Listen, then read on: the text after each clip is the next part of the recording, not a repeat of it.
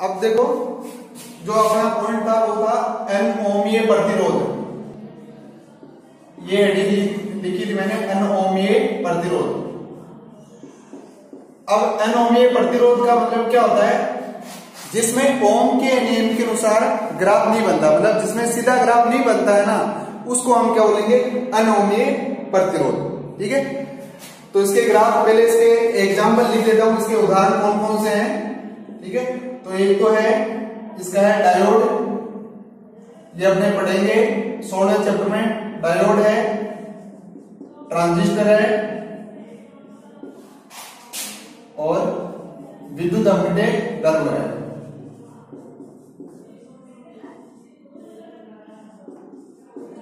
ये इसके एग्जाम्पल है, डायोड है, ट्रांजिस्टर है, विद्युत अपघटन इत्यादि सारे एग्जाम्पल है। अब इनके ग्राफ कैसे होंगे? तो ग्राफ देखो, 3 ग्राफ मैंने बताए थे। एक तो इस तरह से ग्राफ होगा, वो होगा टॉर्च के बल्ब के लिए। दूसरा जो ग्राफ है वो है डायोड के लिए।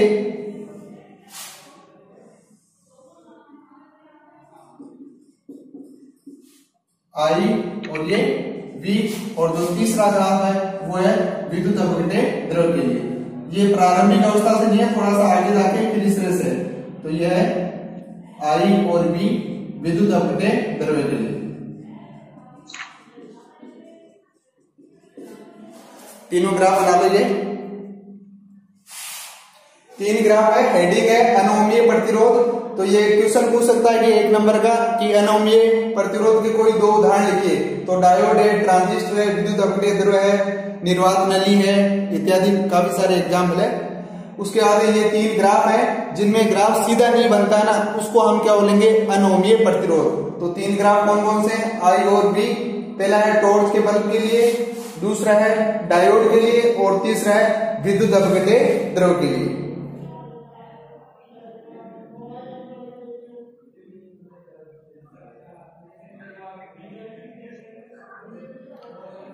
तो एक ग्राफ बना लेना, तीनों ग्राफ है। ओमीय प्रतिरोध का मैंने नहीं बनाया क्योंकि ओम वाले नियम में अपने बता दिया था कि ओम के नियम के साथ सीधा ग्राफ बनता है, तो वो उसी टाइम बता दिया था, वापिस नहीं बता रहा हूं मैं।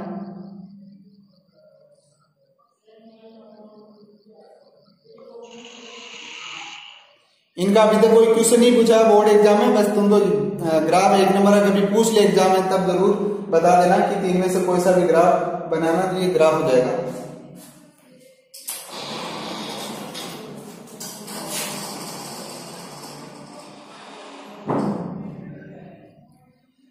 ये हो गया पॉइंट बेटा। अनोमीय प्रतिरोध है, 3 ग्राफ बनाने। पहले तो उदाहरण लिखने, डायोड, ट्रांजिस्टर, विद्युत अपघटन द्रव्य, निर्वात नली लिखा नहीं है, निर्वात नली लिखना चाहो तो लिख लेना। और नीचे फिर ये 3 ग्राफ है, टॉर्च के बल्ब के लिए, डायोड के लिए और विद्युत अपघटन के लिए। ये तीनों ग्राफ है जिनमें सीधा ग्राफ नहीं बनता है, उसको हम क्या बोलेंगे? अनोमीय प्रतिरोध।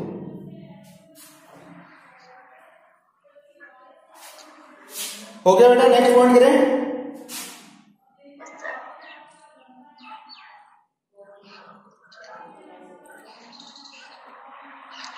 बच्चों सबने लिख लिया क्या? बताओ। Yes sir. अब देखो नेक्स्ट हेडिंग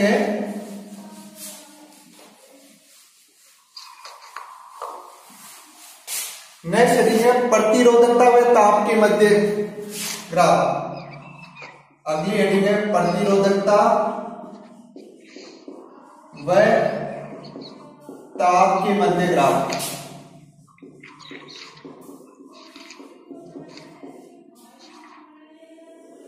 ये हेडिंग लिख लो, प्रतिरोधकता व ताप के मध्य ग्राफ। मतलब प्रतिरोधकता तो क्या होगी? रो हो गई, और ताप यहां पर क्या हो गया?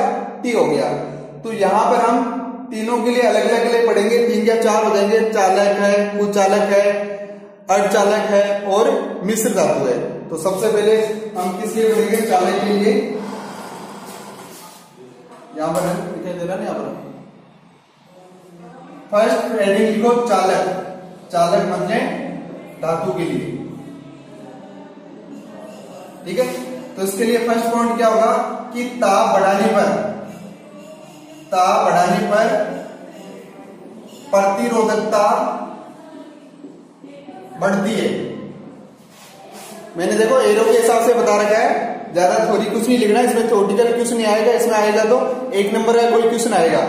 तो चालक या धातुओं के लिए मैंने क्या लिखा है, ताप, ये एरो बता रखा है, इसका मतलब क्या है, बढ़ रहा है। ताप बढ़ाने पर प्रतिरोधकता बढ़ेगी, प्रतिरोधकता बढ़ेगी, लेकिन चालकता क्या होगी, घटेगी।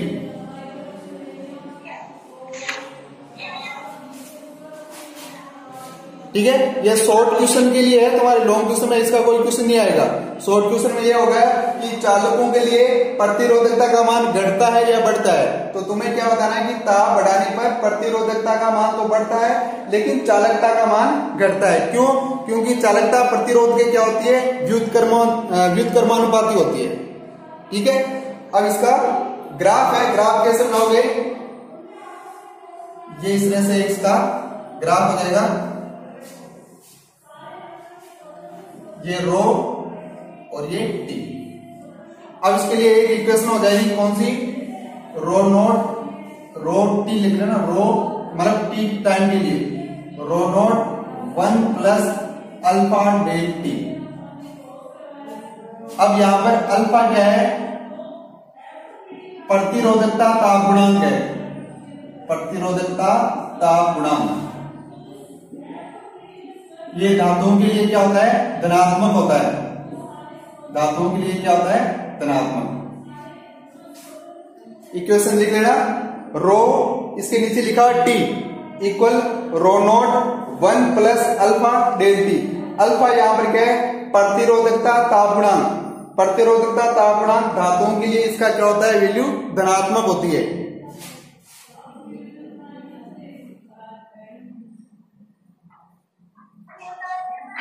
जहां पे नहीं समझ आए या जहां नहीं दिखाई दे रहा तो बता देना, मेरे को वापिस रिपीट कर दूंगा। ठीक है, ये तो प्रतिरोधकता के लिए हो गया। अब है प्रतिरोध के लिए, तो प्रतिरोध के लिए फॉर्मूला देगा R2 equal R1 1 plus alpha del T. ये तो किसके लिए, प्रतिरोधकता के लिए, और नीचे जो लिखा है वो किसके लिए, प्रतिरोध के लिए। तो इसको सोल्व करोगे तो अल्फा का फॉर्मूला आ जाएगा, यहां लिख दो, यहां दिखाई देगा क्या, अल्फा इक्वल है R2 माइनस R1 और R1 डेल टी। ये वेरी वेरी इंपॉर्टेंट कर लेना, इसका 2018 में क्वेश्चन आया था, न्यूमेरिकल क्वेश्चन। ठीक है, फॉर्मूला क्या है, देखो अल्फा इक्वल है R2 minus R1 upon R1 into del T. अब डेल टी की वैल्यू किसके इक्वल होती है, डेल टी इक्वल होता है T2 माइनस T1।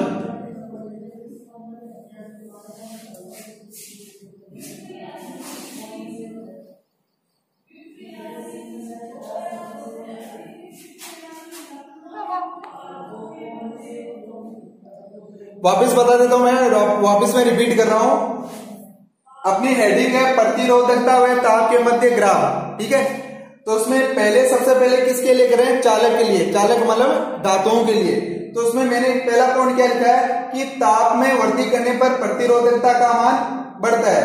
ताप में वृद्धि करने का मतलब प्रतिरोध बढ़ेगा तो प्रतिरोधकता का मान भी क्या होगा, बढ़ेगा, और प्रतिरोधकता का मान बढ़ेगा तो चालकता का मान क्या होगा, कम होगा। क्यों? क्योंकि ये एक दूसरे क्या होते हैं, व्युत्क्रमानुपाती होते हैं। उसके बाद में ये इसके लिए ग्राफ लाएगा, और ये दो इक्वेशन है, रो टी मतलब रो मतलब प्रतिरोधकता हो गया, ये टी टाइम के लिए, ये 0 के लिए 1 plus alpha del T. Alpha यहां पर क्या है, प्रतिरोध ताप गुणांक। तो धातुओं के लिए प्रतिरोध ताप गुणांक किस में होता है, धनात्मक होता है। और उसके बाद ये प्रतिरोध के लिए इक्वेशन है R2 minus R1 plus 1 plus alpha del t. तो इसका न्यूमेरिकल आया हुआ है 2018 में, बता दूंगा क्वेश्चन कौन सा है। तो alpha equal R2 minus R1 upon R1 del t लिख लेना। उसके बाद में एक फॉर्मूला और है जो तुम्हारे एग्जाम्पल दे रखा है बुक में, देख लेना। उसके लिए है तापांतर का फॉर्मूला है, तापांतर का फॉर्मूला है, इसके लिए R T equal R0 upon R100 minus R0। एक फॉर्मूला ये बता रखा है, ये ऊपर लिखना तापांतर RT माइनस R0। RT यहां पर किसके लिए है? प्लेटिनम तार के लिए। R0 किसके लिए है? हिमांक के लिए। और R100 किसके लिए है? वाष्प के लिए या भाप के लिए। तो न्यूमेरिकल क्वेश्चन बोर्ड एग्जाम इसी का आया हुआ है। ये तो तुम्हारे एग्जाम्पल में फॉर्मूला बता रखा है, इसलिए मैंने ये बताया। तो ये पॉइंट हो गया तुम्हारा चालक धातुओं के लिए। इसमें किसी को कुछ पूछना हो तो बता दो।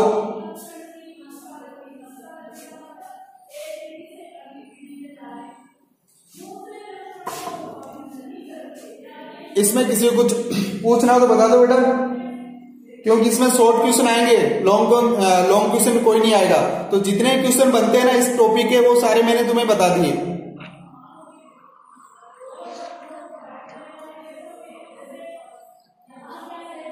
इसमें किसी को कुछ पूछना हो तो बोल दो, अगर पॉइंट हो गया तो फिर नेक्स्ट पॉइंट करें।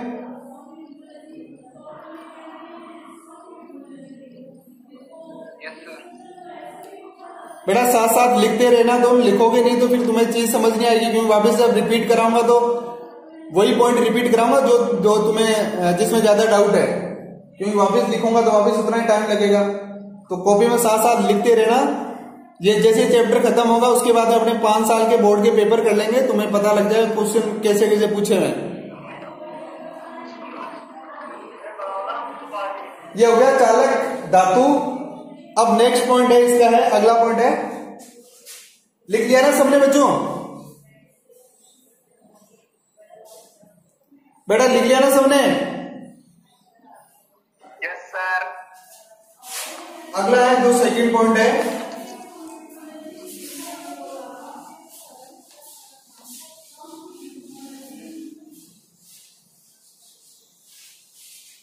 जिसके पास बुक है बुक में देखते रहना, सारे पॉइंट हो जाएंगे। कोई पॉइंट छूट भी जाए तो बता देना मेरे को कि सर ये अपना पॉइंट नहीं हुआ, तो बता दूंगा मैं, ठीक है। दूसरा पॉइंट है इसका है विद्युत रोधी। विद्युत रोधी या विद्युत रोधी या फिर कुचालक, एक ही बात है, ठीक है। इसके लिए कोई ग्राफ नहीं है, तो इसके लिए एक ही पॉइंट याद रखना है तुम्हें कि ताप बढ़ाने पर प्रतिरोधकता का मान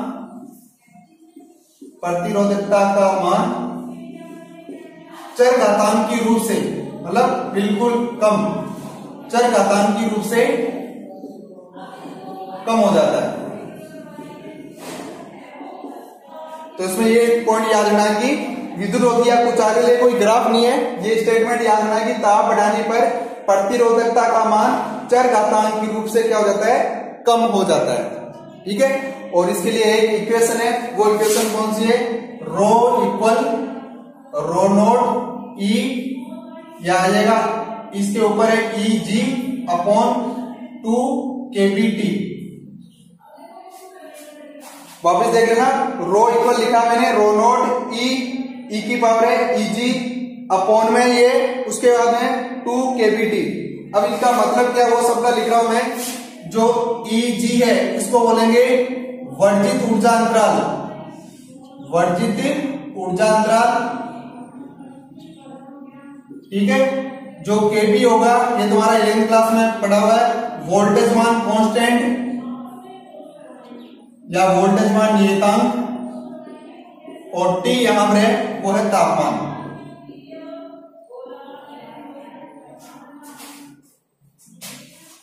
ये है विद्युत रोधी कुचालक के लिए।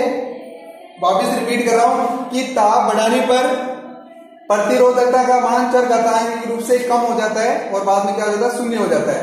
और इसके लिए क्या है? रो इक्वल है रो नोट ई की पावर है ई जी, ई लिखे उसके नीचे जी लिखा है अपॉन 2 kBT। ई जी यहां पर क्या है? वर्जित ऊर्जा अंतराल है। वर्जित ऊर्जा अंतराल का मतलब है चालन और संयोजी बेंड का जो अंतर होता है ना, उसको ये अपने 16वें चैप्टर में पढ़ेंगे। और Kb है वोल्टेज मान नियतांक, जो तुम्हारी 11th क्लास में पढ़ा था गैस वाले चैप्टर में, और T यहां पर क्या है? तापमान है। तो ये दूसरा पॉइंट हो गया विद्युत रोधी या कुचालक के लिए।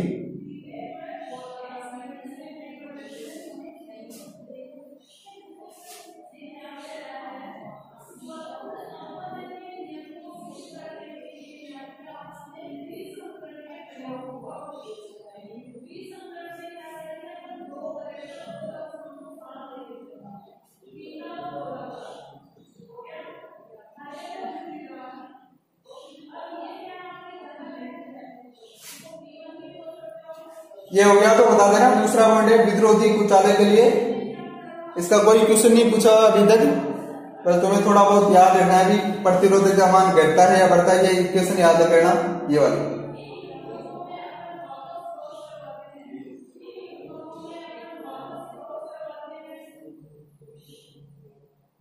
बेटा हो गया। सेकंड पॉइंट बता दो एक बार, फिर थर्ड पॉइंट करें। अब देखो थर्ड पॉइंट सारे बोल दिया, और किसी का अगर बीच में नहीं रहा, बीच में रह गया तो बता देना कि सर रुक जाओ। Yes sir. हो गया ना सबका। अब देखो थर्ड पॉइंट है वो है अर्धचालक। थर्ड पॉइंट है वो है अर्धचालक। अर्धचालक, ठीक है। अर्धचालक के उदाहरण कौन से होते हैं? एक तो सिलिकॉन होता है, एक कौन सा होता है? जर्मेनियम होता है। इसका जो ग्राफ है वो इस तरह से आएगा,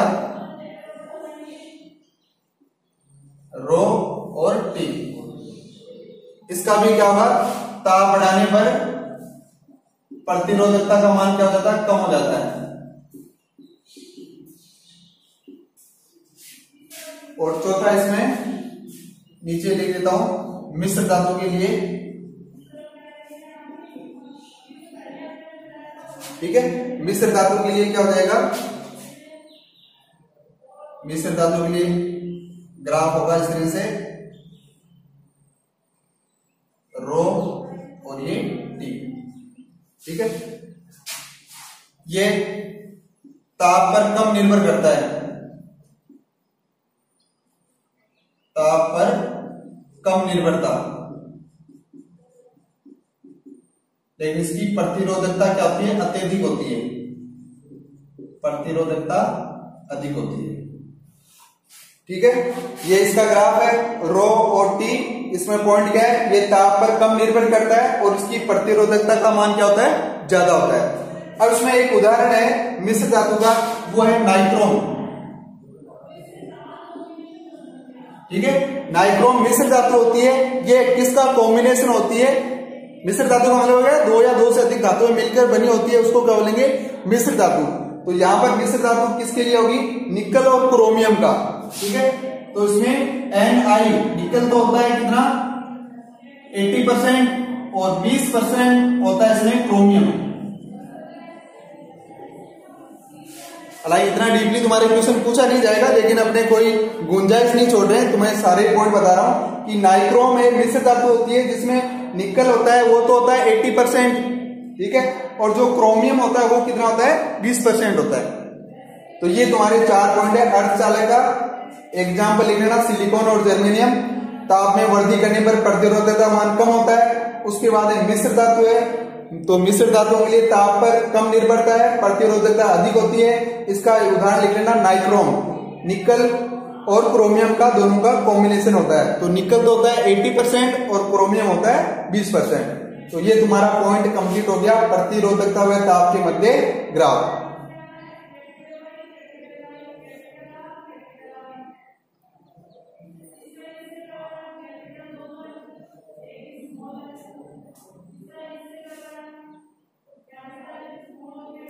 जहां पे नहीं दिखाई दे रहा हो या लिखा हुआ समझ नहीं आ रहा तो बता देना।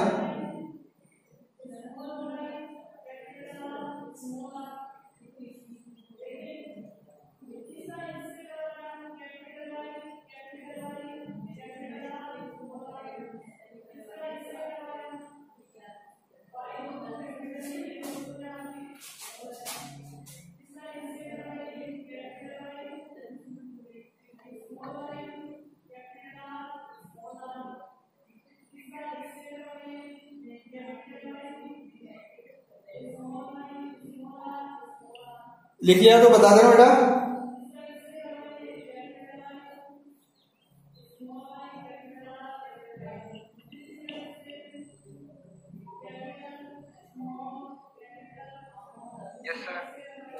हो गया सबका कंप्लीट। हेडिंग थी प्रतिरोधकता व ताप के मध्य ग्राफ। तो ये 4 पॉइंट है, 4 पॉइंट के यही इतने ही पॉइंट है। इसके अलावा कोई इससे किसी भी कंपटीशन में कोई क्वेश्चन नहीं पूछा हुआ है।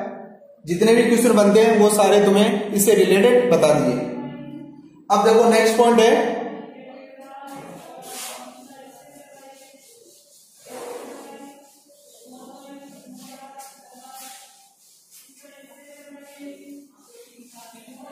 नेक्स्ट पॉइंट एक डेफिनेशन है, अति चालकता किसे कहते हैं। ठीक है, ये 2018 में क्वेश्चन आया हुआ है, 1 नंबर की परिभाषा थी। तो अगली हेडिंग है अति चालकता। अति चालकता ये 2018 में क्वेश्चन आ चुका है, अति चालकता किसे कहते हैं। ठीक है, सुपर कंडक्टिविटी जिसको बोलेंगे अति चालकता। तो इसमें क्या होगा, कुछ धातुओं या मिश्र धातु में एक निश्चित ताप के बाद, एक निश्चित ताप के बाद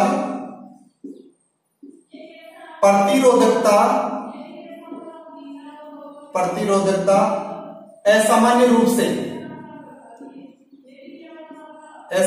से शून्य हो जाती है। ये एरो बना के इसलिए बताया ताकि तुम्हें रटने की जरूरत नहीं पड़े।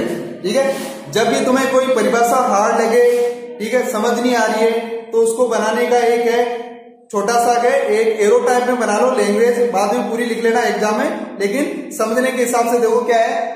अब इसमें 3 लाइन में तुम्हारी पूरी परिभाषा आ जाएगी। कैसे, वापिस सुन लो कि कुछ धातुओं या मिश्र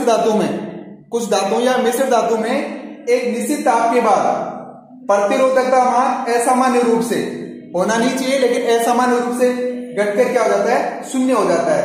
इसी को हम क्या बोलेंगे, अति चालकता कहते हैं। तो ये 1 नंबर का क्वेश्चन आया था 2018 में, अति चालकता किसे कहते हैं। ठीक है, तो ये परिभाषा लैंग्वेज लिखनी है तो पूरी लिखनी है, लेकिन याद करने के हिसाब से लिखो ना, इस तरह से लिख लेना तो कभी भूलोगे नहीं वापिस इसको। तो ये लिख लो। फिर इसी में एक्स्ट्रा पॉइंट है, हालांकि पूछा नहीं है, एक्स्ट्रा पॉइंट बता रहा हूं तुम इसमें कि अति चालकता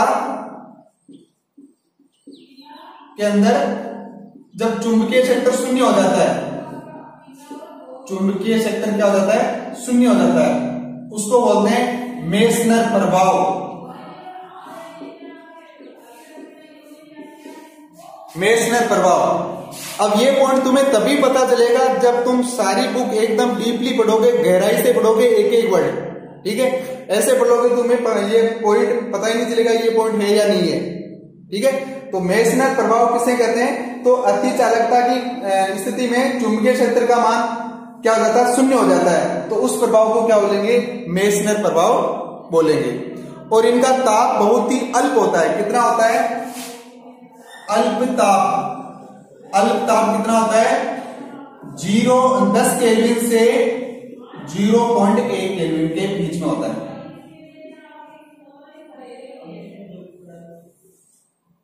इसके अलावा नहीं तो क्वेश्चन कोई बनता है और नहीं कोई पूछा जाएगा। तो ये अति चालकता के 3 क्वेश्चन बता दिए मैंने। क्या क्या बता दिया, एक तो अति चालकता की परिभाषा। तो अति चालकता किसे कहते हैं कि कुछ धातुओं या मिश्र धातुओं में एक निश्चित ताप के बाद प्रतिरोधकता का मान असामान्य रूप से क्या हो जाता है, शून्य हो जाता है। इस गुण को अति चालकता कहते हैं। जिस ताप पर होगा उसको बोलेंगे क्रांतिक ताप। ठीक है, और मेसनर प्रभाव किसे कहते हैं, तो अति चालकता की अवस्था में कुछ पदार्थों में चुंबकीय क्षेत्र क्या हो जाता है, शून्य हो जाता है, तो उसको क्या बोलेंगे, मेसनर प्रभाव। और इसके लिए अल्प ताप होते हैं 0 केल्विन से 0.1 केल्विन। अब ये लिख लो।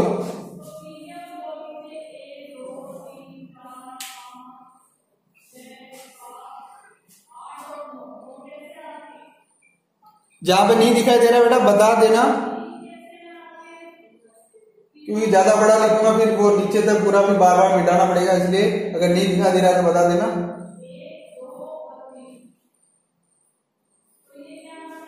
तो ये 2018 में क्वेश्चन आया हुआ है, अति चालकता किसे कहते हैं।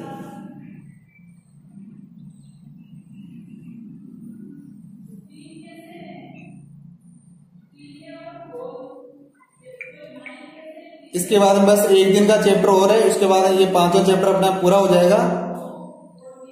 उसका 1 दिन तुम्हें दिया जाएगा, फिर बाद में बोर्ड के 5 साल के जो भी क्वेश्चन है वो बता दूंगा तुम्हें।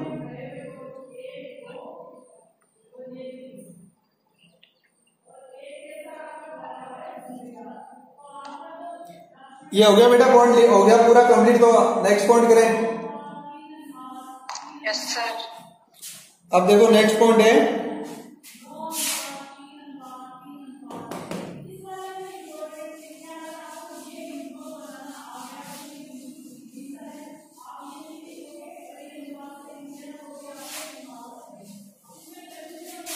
अगला पॉइंट है सेल का विद्युत वाहक बल।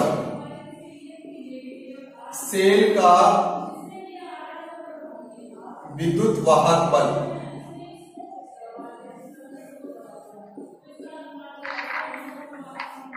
जिसको बोलेंगे ईएमएफ, सेल का विद्युत वाहक बल। ठीक है, तो इसका फॉर्मूला है, इसको ई से इसमें लिखेंगे E इक्वल W/Q। तो इसका मात्रक क्या हो जाएगा, जूल बटे में कूलम, और ये किसके इक्वल होगा, वोल्ट के इक्वल होगा। ठीक है, E equal W/Q, joule upon coulomb, ये वोल्ट के। ये क्वेश्चन पूछा हुआ है 2016 में सप्लीमेंट्री एग्जाम में पूछा था कि सेल के विद्युत वाहक बल का मात्रक क्या होगा। ये 2016 में सप्लीमेंट्री एग्जाम में क्वेश्चन पूछा हुआ है, तो इसका मात्रक क्या होगा, वोल्ट होगा। अब इसकी परिभाषा क्या होगी, खुले परिपथ में इलेक्ट्रोडों के मध्य विभवांतर होता है, उसको ही हम क्या बोलेंगे, विद्युत वाहक बल। खुले परिपथ का मतलब है धारा प्रवाहित नहीं हो रही है। ठीक है, अगर परिपथ खुला है तो इसमें इस वाली कंडीशन में इलेक्ट्रॉनों के मध्य जो विभवांतर होगा उसको क्या बोलेंगे, विद्युत वाहक बल बोलेंगे। तो इसका मात्र का क्वेश्चन पूछा हुआ है, तो खुले परिपथ में होता है, उसको ही हम क्या बोलेंगे, सेल का विद्युत वाहक बल बोलेंगे। तो लिख लेना, खुले परिपथ विभाग में इलेक्ट्रॉन के मध्य विभवांतर, और जो विभवांतर होगा इसको क्या बोलेंगे, विद्युत वाहक बल।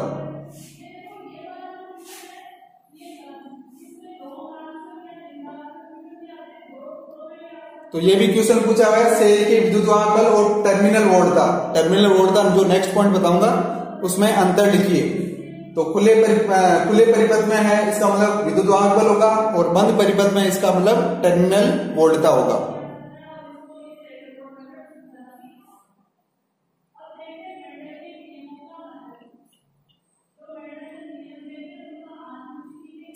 वापिस रिपीट कर रहा हूं, अगर नहीं लिखा तो सेल का विद्युत वाहक बल E इक्वल W/Q है, जूल अपॉन कूलम, ये वोल्ट के इक्वल होता है।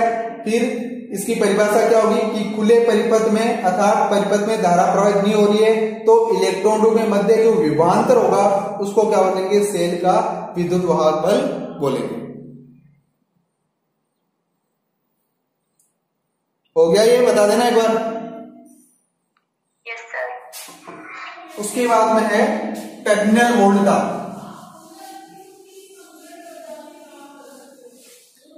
उसके बाद में है नेक्स्ट पॉइंट है टर्मिनल वोल्टता।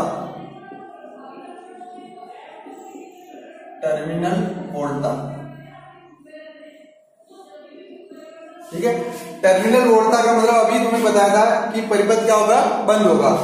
तो परिपथ बंद है, परिपथ बंद का मतलब विद्युत धारा प्रवाहित होगी। तो अब इलेक्ट्रॉनों के मध्य जो विभवांतर होगा, इलेक्ट्रॉनों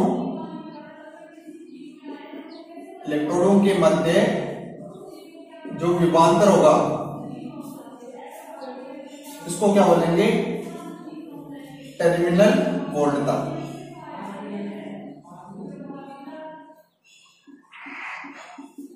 ये लिख लो।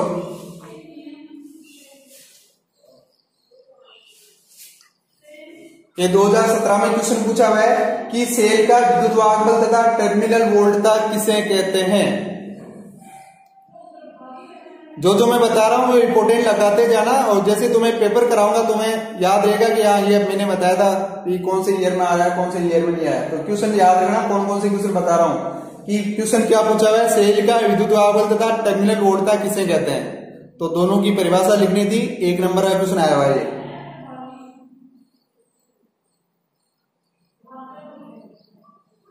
अब इसका आगे डेरिवेशन है, तो डेरिवेशन क्या होगा, यदि बाह्य प्रतिरोध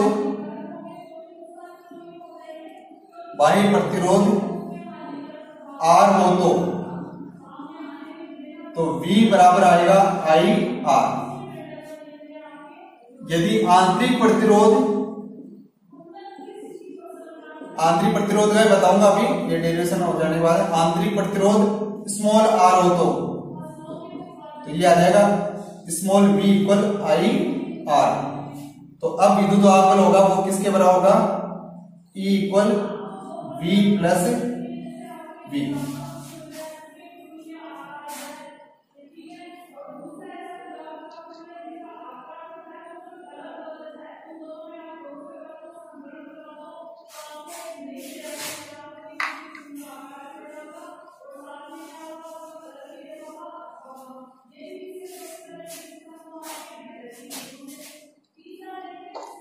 क्या लिखा हुआ देख लो, यदि बाह्य प्रतिरोध R हो तो विभव V बराबर आई आर। यदि आंतरिक प्रतिरोध स्मॉल r हो तो विभव स्मॉल v लिखा है, V इक्वल आई आर।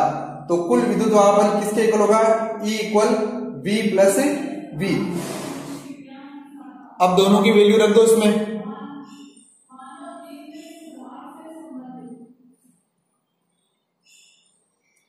एक लाइन तो यही बता देता हूं मैं, E इक्वल V की वैल्यू क्या है, आई आर, तो ये आ जाएगा आई आर और ये प्लस आई स्मॉल आर।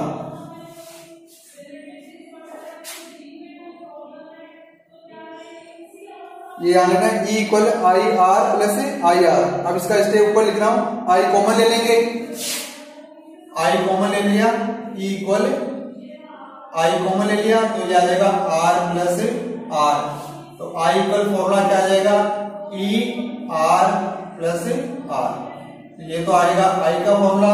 और I मैक्सिमम के लिए पूछे अधिकतम तो I इक्वल आ जाएगा E अपॉन R।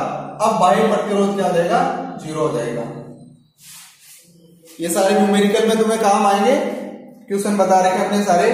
तो इसके बाद देखो E इक्वल है, I कॉमन ले लिया, I कॉमन ले लिया तो ये आएगा आई आर प्लस आर।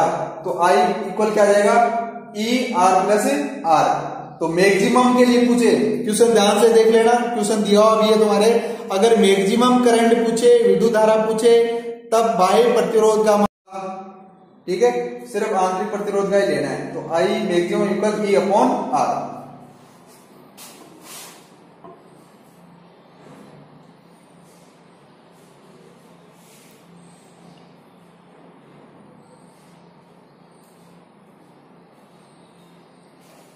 अब इसी में दो फॉर्मूले और रख लेना।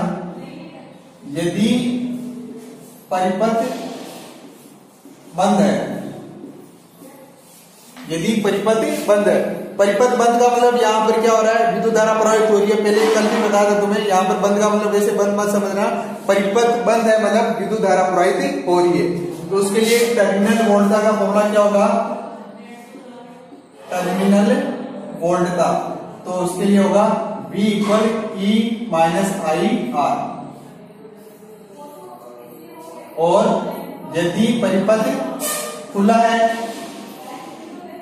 परिपथ खुला है, तब क्या होगा, V equal E plus I R. इसके अलावा नहीं कोई क्वेश्चन कभी पूछा है और नहीं कभी पूछा जाएगा, ठीक है। तो ये वाला फॉर्मूला ज्यादा इंपॉर्टेंट है, क्योंकि अपने जितने भी क्वेश्चन आएंगे ना वो परिपथ बंद के ही आएंगे। तो परिपथ बंद का मतलब V इक्वल क्या आएगा, E माइनस आई आर आएगा। अब ये लिख लो, इसमें कोई प्रॉब्लम हो तो बोल दो।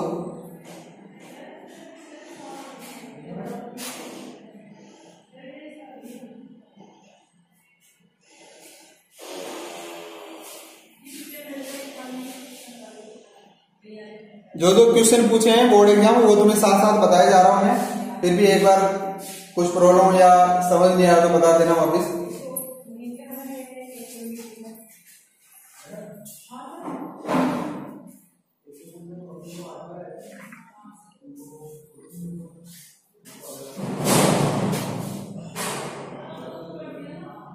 तो आज के लिए इतना ही काफी, क्योंकि नेक्स्ट पॉइंट थोड़ा बड़ा है, हो नहीं पाएगा, बीच में रह जाएगा।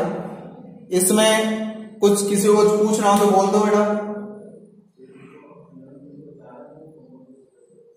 इसके बाद एक क्लास और होगी, एक क्लास में अपना पूरा चैप्टर हो जाएगा, फिर चैप्टर कंप्लीट हो जाएगा, कोई भी पॉइंट नहीं रहेगा।